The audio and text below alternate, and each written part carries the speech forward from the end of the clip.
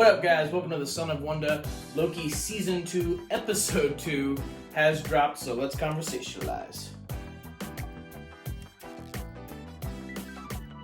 Alright, guys, so I thought this was yet another solid entry into the Loki TV show. Solid episode. I thought that obviously the acting is always going to be spot on. I thought the story was enticing. I thought each scene was directed and obviously, like I said, acted really well. Good episode. Good episode. I do think that this episode doesn't do as good of a job of escalating the urgency and the tension of the wider, like the bigger parts of what's going on in terms of the story. But at the same time, I thought this was a very solid episode and a solid, like, a little bit more of it's less complicated of a story, which that I also appreciated.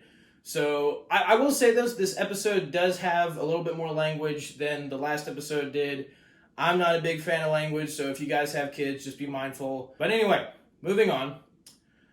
Going into spoilers now, starts off with Loki and Mobius looking for Sylvie, and they have tracked that jerk hunter guy from the last episode, and he's only appeared in Loki Season 2, so he only appeared in the last episode, but his name is Hunter X5. And they've tracked he was one of the guys who was tasked by General Dox, that Irish lady from the last episode, or Scottish lady, not exactly sure. But she was one of the guys tasked in the last episode with finding Sylvie. So Mobius and Loki figure that if they track his tin pad, they might find Sylvie. So they track his tin pad to London in 1977, and they go to a movie premiere where apparently Hunter X5 has now made a name for himself as a movie star named Brad Wolfe. And he's in this Brad Wolfe persona, and he's being an actor, he's shaking everybody's hand, he's like, thank you for coming to the premiere, and he's all arrogant and stuff. He's like, look how good I look. And Mobius and Loki, of course, find him, and he runs away. And it's kind of a funny chase scene because Loki is chasing after this guy, but Loki himself can teleport. At least I'm pretty sure he can. So it's just funny that he can't just end up teleporting in front of him sooner. But he eventually basically does that. And so he corners him, like, with three, because, Loki can duplicate himself, so he has, like, three different versions of himself, like, with his illusions. And he makes, like, the shadows grab the guy and pin him to a wall so that they caught him. And it's a really good opening scene, I'm really glad they finally decided to showcase Loki's power and his ability. Because I feel like so often in the series, Loki is the one on the defensive. Like, he's the one running from things. He's the one observing everything. And, back in the old days of the MCU, he was the dangerous guy. He was the guy who you knew he was always up to something. He always had, like, some kind of trick up his sleeve.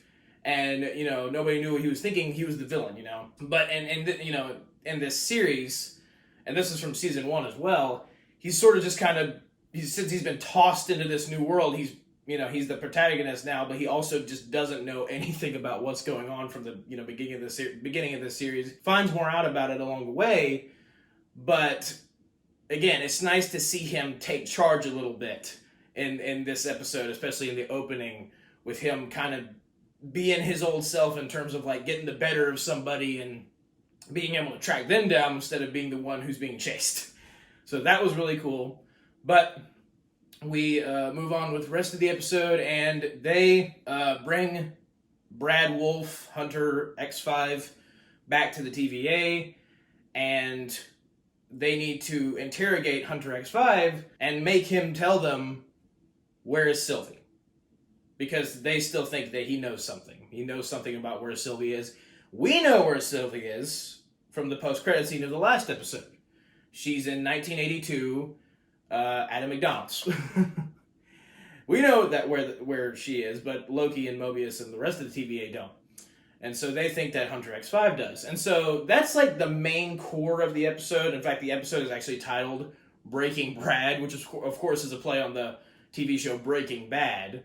So I thought that was a funny title. But that's like the core of the episode, is trying to break this guy, Brad Wolf / Hunter X5, so he can tell Loki and Mobius where Sylvie is. Meanwhile, a bunch of other stuff is going on. Casey is trying to track Ravonna Renslayer's... I realized it was Renslayer, not Revslayer. Renslayer. Casey is trying to track her 10-pad, because she escaped at the end of the last season in search of free will, she called it.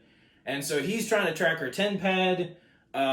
Obi, I'm not exactly sure how to pronounce his name, but the actor who played Short Round in the Indiana Jones movies, and who recently won an Oscar for Everything Everywhere All at Once, he discovers that the temporal loom, it's still overloading. He was trying to fix it, or at least find a way for the branches to run into the sacred timeline without destroying the TVA. But he's discovered that the blast doors won't open, because he sealed them in the last episode. I don't know what that is. Episode. He sealed them in the last episode, so he discovered that, oh wait, they're not going to open now. I sealed them. Apparently the only way they open is if whoever comes into the temporal loom has their temporal aura scanned. And it has to be the person who designed the doors, hence meaning He Who Remains. And He Who Remains is dead. Or is he? Dun dun dun. That variant is dead. But we know that He Who Remains had a billion other variants, like Kang variants and all that stuff, who probably could fit that same scan, or that same temporal aura scan, if they came to the temporal loop. Maybe. I don't know. Maybe it has to be the exact same variant who created it. But anyway, Obi discovers that. So all this stuff is going on while Loki and Mobius are trying to get the information out of Brad Wolf. And the first interrogation scene that takes place is Hunter B-15 and Loki and Mobius all in the room with Brad Wolf, just simply asking him, where is Sylvie? And he is the biggest jerk. He is literally just taunting Loki and Mobius constantly. And he taunts... This is a great scene, because, like, you have this guy who can get under our two main characters, Loki and Mobius, who can get under their skin so much, and he really tests Loki and Mobius. He tests their restraint abilities from just wanting to absolutely end this guy, especially Loki, who really could end this guy in, like, probably as fast as that. But this guy, Brad Wolf, he's not cooperating. And Loki's like, there are lives at stake. And Brad's like, really? There are lives at stake? That's pretty big talk coming from you, considering all the awful, horrible things you've done. And then he gives him this whole spiel about how he tells Loki that Loki's always going to be a villain. And that apparently Brad read Loki's file that the TVA had on Loki, and he realized that, like, at least in Brad's mind, Loki was the problem. No matter which variant of Loki the TVA found, it was always that Loki who was destined to be evil, who was destined to ruin everybody's lives, even if they didn't know it. So he's just giving Loki all this garbage, and then Tom Hiddleston, oh my gosh, man, he just has, like, probably... He is such a good actor, but I mean, this was a phenomenal acting moment, especially because he almost just goes like full Joker mode, and I do think that it would be very interesting to see Tom Hiddleston play a Joker in the DC universe. He'd have to betray Marvel, obviously, because if you go to the DC universe from Marvel, you're obviously betraying them. That's how that works. I'm kidding. But anyway, Tom Hiddleston, man, he just, every single thing he does in this moment after being taunted is just like the most maniacal... Like he's just, you can tell he's just about to lose it. He starts like that slow, not slow, but like that low laugh, and he just, like, he's breathing heavily, and you could tell that everything that Brad just said was eating away at him. Every single word, because Brad throws out the fact that Brad is like, you ruined everybody's lives, even your mom's. And when you talk about Loki basically being responsible for his mother's death, which he was, unfortunately, in Thor the Dark World, but this Loki hadn't done that yet. He was taken from Avengers, so he hadn't gotten to the point where he basically ended up causing his mother's death in Thor: The Dark World. But he saw the footage, so he knows what Brad is talking about in the first Loki episode, season 1, episode 1. But Loki, again, like once that happens, he just almost completely snaps, and he's this close, and he's just like, "You're right. I'll always be a villain. I'll always just be prone to doing terrible things. And maybe I've been waiting this whole time just to do horrible, awful things to you right now." And, man, this guy, Brad Wolf, he has some serious courage. Or, I would not call it courage. I would call it stupidity. He has some serious stupidity to keep taunting Loki like this when he knows that Loki could end him quite quickly.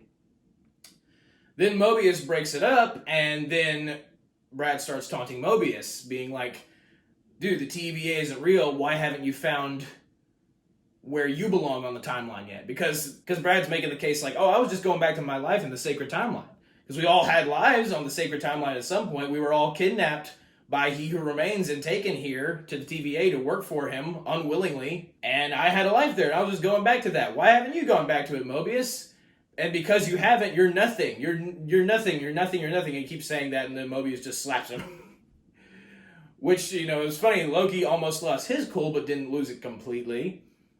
And then Mobius just flat out loses his cool. So, again, our heroes are definitely tested mentally in this episode. And Loki notices that Mobius got a little tense not a little tense, a lot tense, when Brad started bringing Mobius' place on the sacred timeline up. And so Loki and Mobius sit down, eat some key lime pie, and have a conversation about it.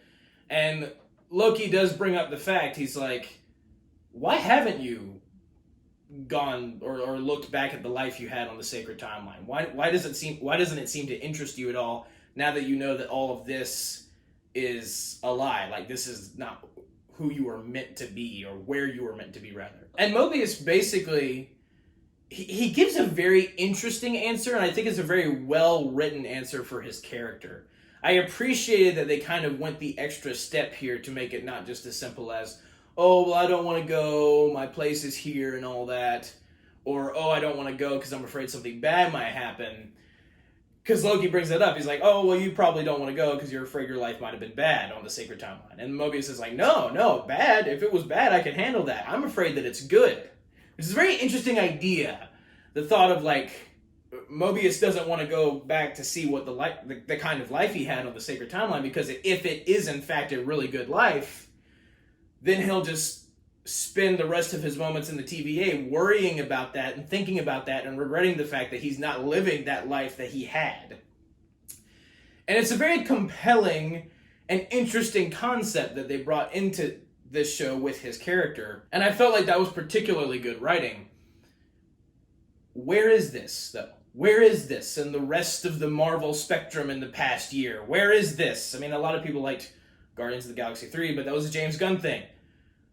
Where is it? Because, like, I thought that was great writing. I don't understand why, and I get, like, obviously, like, there's the simple answer where it's like, "Oh, well, not all the same writers write the stuff." But I'm just of the mindset that if you can get it done here, which we haven't seen the rest of this season yet, it could end up being garbage, but if you can get it done here, why can't you get it done in the other areas of your universe? Your ever-expanding universe that has become pretty critical now to make sense, and it hasn't for the past 2 phases, or I guess, phase 4 and phase 5 up till now. I don't get it. But anyway, I thought that was really good writing with Mobius. Very compelling idea. And throughout all of this, Casey realizes that Miss Minutes was actually the last person to send a message to Ravonna Renslayer's 10 pad, and apparently Miss Minutes is helping Ravonna. And they also realize, like, Miss Minutes has talked about, like, she seems to be becoming more and more of a key part in all of this. They also realize that, because Miss Minutes hasn't been working since the end of the last season, when He Who Remains died and all that. And we realized that Miss Minutes was way bigger than we thought. Like, she was way more important than we thought, because she basically straight up served He Who Remains directly. Like, she was the thing that was directly helping He Who Remains control the TVA, it seems. But anyway, Miss Minutes also, apparently, the TVA needs Miss Minutes to override the security control things to open the blast doors so Obi can fix the temporal loom. If they don't override the doors, get past the security stuff and all that, get past the stuff that requires the temporal aura of He Who Remains, the temporal loom is going to overload and destroy the TVA, and that is not good. That is very not good. So, after the dust settles, Mobius and... Well, not after the dust settles, as the dust is not settling, rather, Mobius and Loki realize in that same conversation where they're eating the pie that they need to try a new tactic with Brad. They need to try and get him to admit the fact that he just wanted to go back to his life in the sacred timeline. And Mobius thinks that he did actually find Sylvie, and obviously he's just lying. But he didn't bring her in, he didn't capture her, because he wanted to stay in the sacred timeline and have his full life as a movie star there. So Mobius and Loki go back to interrogate him without Hunter B-15 this time. And at first it seems like Loki's just gone full AWOL, and he's locked Mobius out of the room to interrogate Brad himself. And Brad is realizing, like, oh, I probably should not have said all those horrible things to Loki because now he is very mad at me. And so Tom Hiddleston just acts this whole scene out absolutely brilliantly. And this, the actor who plays, I'm not sure, I don't know what his name is, but the actor who plays Brad in this episode is also a really good actor. And it's funny because he also plays an actor who plays a movie star in the sacred, as his character in the sacred timeline too, which is funny. But he's a really good actor as well, being this just absolute jerk who gets under people's skins no problem. And he's also kind of like, this character Brad is also kind of a coward at the end of the day. But Loki uses this machine to trap Brad in like this, I don't even know what you'd call it, like this stasis rectangle or something. And the rectangle is just getting smaller and smaller and smaller until it almost crushes him. And the whole time Loki's just like, oh, I'm sorry, did I press the wrong button? Okay, let's see what this does. Oh, that didn't work. Oh man, I just don't know how to work this thing. He's just being so sarcastic and stuff, and it's perfect Loki mischief. But he's just like, if you don't tell me where Sylvie is, you're getting crushed. It's just gonna keep shrinking. And finally, Brad realizes that he's being an idiot and spills the beans. And that was that whole thing from Mobius and Loki was just a ploy to get Brad to tell them where Sylvie was. Loki locked Mobius out on purpose, and Mobius, he knew the plan. He was just playing along. He was like, Loki, don't do it. Don't go crazy. They both were in on the joke. But Brad wasn't, and that's what mattered. But Brad tells Loki and Mobius what the audience already knew, that Sylvie is in... Well, it's interesting. Sylvie is apparently on one of the branches. She's not on the sacred timeline. So that is interesting. We did not know that. We knew it was in 1982, but we didn't know if it was a specific time branch or if it was the sacred timeline. Brad's life seemed to be on the sacred timeline. So given that, Loki and Mobius go to the McDonald's in the time branch that Sylvie is in. They take Brad with them. And Loki sees Sylvie for the first time since they had their big battle at the end of season 2. This is season 2. At the end of season 1, where Loki and Sylvie discovered He Who Remains and they disagreed on what to do about He Who Remains. Sylvie wanted to kill He Who Remains. Loki was like, wait, let's think this through, because if we kill him, we might be unleashing something infinitely worse. A whole army of Kangs. Sylvie didn't care, and Sylvie kicked Loki through a time portal and killed He Who Remains anyway, thus unleashing this multiversal chaos. Like He Who Remains said would happen. But Sylvie didn't think it through. She just wanted to kill him because she was obsessed with revenge, and so she didn't care. And she seems to think that everything is fine now. And that was kind of shown in the post-credit scene in the last episode. She seems to think that everything is hunky-dory, and that she's saved the universe, she's saved everyone's free will, and that there's no consequences, and that we're all just going to hang out and be fine. And for some reason, Loki starts off the conversation with Sylvie being like, I know I'm the last person you probably want to see right now, and she's like, correct, that's definitely true, I didn't want to see you. And it's weird to me because that's almost as if, like, Loki did something wrong, and like Loki's being apologetic to her, and she's like kind of has this attitude of like, yeah, you should be, which is weird because I'm pretty sure Sylvie was the one who who dissed everything that Loki was trying to get her to think about and kicked him through a time portal, and then ended up just basically possibly destroying all of reality by unleashing the Kangs, by killing He Who Remains. And yet it seemed like she doesn't want to see him because he did something. Like, I didn't really get that. It's like, if anything, Sylvie should be the one being like, I know I'm probably not the person you want to see right now because the last time we saw each other, I was not very nice to you. I don't get that. That doesn't really make much sense. And Sylvie's whole attitude here is just very annoying. The fact that she just doesn't even begin to realize, oh, there are some serious consequences for what I did. She's just like, oh, everything's fine. It's like, no, it's not. No, it's not. But Loki tells her that when he time slipped, he saw her in the future at the TVA, and the TVA was in danger. Sylvie still thinks that the TVA just needs to be destroyed completely. Now that Loki knows the Kangs are going to be unleashed on the multiverse, Loki thinks that the TVA is actually their greatest defense. Like, the TVA is the only thing that can defend against all these Kangs. And Sylvie just still wants it destroyed. And then Brad, or Sylvie enchants Brad because Mobius realizes that Brad's not telling them something, and so Sylvie enchants Brad and realizes that, oh, this whole time Brad's been wanting to get out of this branch that they're on at McDonald's, this time branch that they're on in 1982 at McDonald's, and it's apparently because that whole, like, group of soldiers, that army of soldiers that was being sent out through the time doors at the end of the last episode, led by General Dox, they were all going to one place where they could send out a bunch of troops and destroy all the time branches, meaning that they're destroying all the people in those time branches. Yikes. That is billions and billions of people. That is universe upon universe upon universe, basically a bunch of other dimensions, and they're trying to destroy them all and are destroying a bunch of them now. And so Sylvie and Loki and Mobius all go to where General Dox and her army is. They sent Brad back to the TVA real fast. They just sent him, basically threw him, it seemed, through a time door back to the TVA. And they all fight, and Sylvius and Loki all fight General Dox and her soldiers.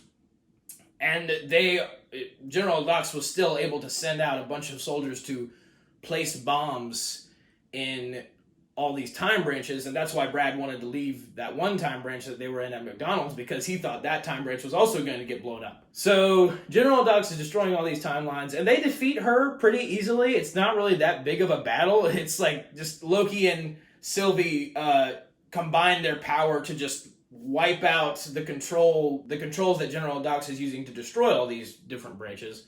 And they do it, and they capture General Dox, and they capture her soldiers, because they weren't supposed to do that. The judge lady agreed in the last episode that they're not to prune any of the other branches or destroy any of them, but General Dox did it anyway.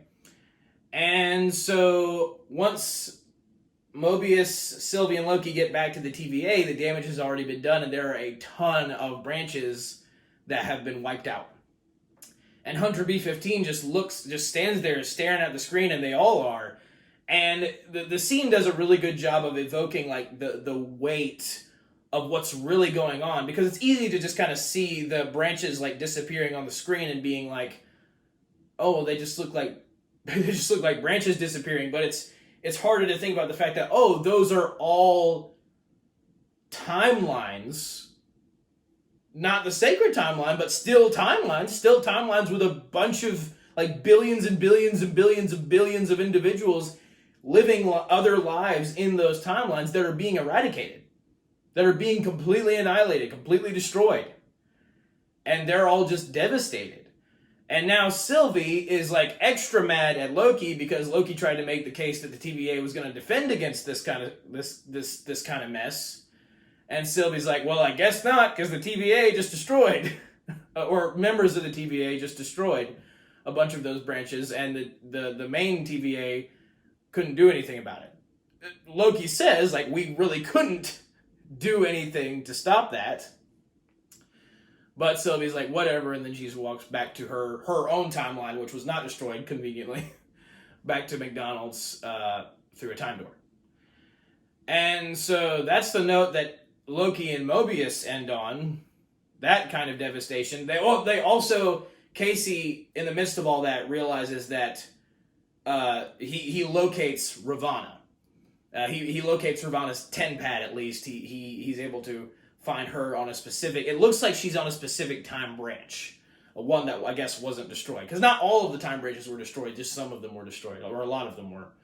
But Ravonna seems to be on this time branch. And I guess that's what's going to be going down in the next episode. Is Loki and Mobius are going to be searching for Ravonna. And so the last scene of the show is Sylvie hanging out. Just laying down on top of this truck outside McDonald's. She talks to the manager for a bit because now she's working there. It's just kind of funny that she went up to the counter to talk to the manager. It seemed like she was gonna order something or something, and then at the end, at the post-credit scene of the last episode, now she's just working there. Because she was just like, hey, can I get a job? Because she seemed like, she really just wanted to, because she said to the manager, I just want to try everything. Like, she wants to practice her free will now that she has now without feeling like the TVA are constantly trying to kill her, which they kind of still are, or at least members of them were. Brad and General Dox and all her soldiers seem to want to either kill her or capture her, but she's just in this mindset of, oh, everything is fine, free will, I get to use it, yay. And so she just chose to work at McDonald's. So, okay. But she's laying down on the top of this car, and the last thing we see is her holding He Who Remains' 10 pad, which the director of Loki season 1 said that 10 pad was basically just, you could surmise this. The 10 pad that He Who Remains had in the last episode of season 1 is basically just futuristic TVA technology. So it can also open time doors just like the other 10 pads can, and it can also make people, it acts as what's called a time twister, which was used in the first season. Basically can just, I don't remember exactly what it could do. It can basically teleport people. That's the gist of it. It can teleport people. And it's funny that she's just kind of holding that, looking at it, because it's like you don't really get exactly what she's thinking. My theory is that this device, since it was held by He Who Remains, so clearly it has more power than just an ordinary TEM pad, I think, it's with an M. And I think Sylvie wants to, it seems like anyway, she might be wanting to try to control all the timelines herself. Because she just realized that even though she had thought everything was fine, a bunch of timelines still got destroyed. The thing that she didn't want to happen just happened.